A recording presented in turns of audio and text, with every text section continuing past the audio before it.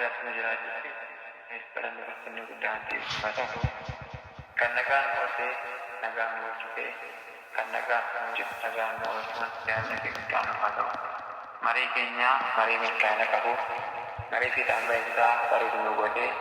jalqaba hanga dhumaatti dhufteen gidduutti argamtee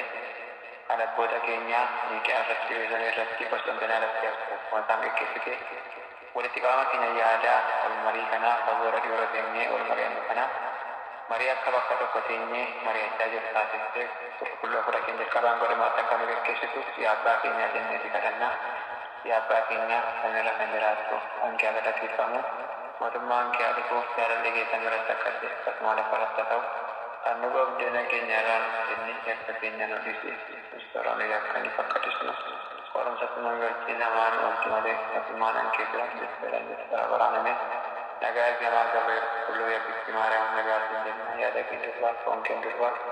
yaada waaqayyo samu'aatu nagaan isaa sababdoo dandarraa qorumsi kan eebbiramte firiin gadameessitii kan eebbirame kennaan kan guutamti gammadii waaqayyo wajjin yeroo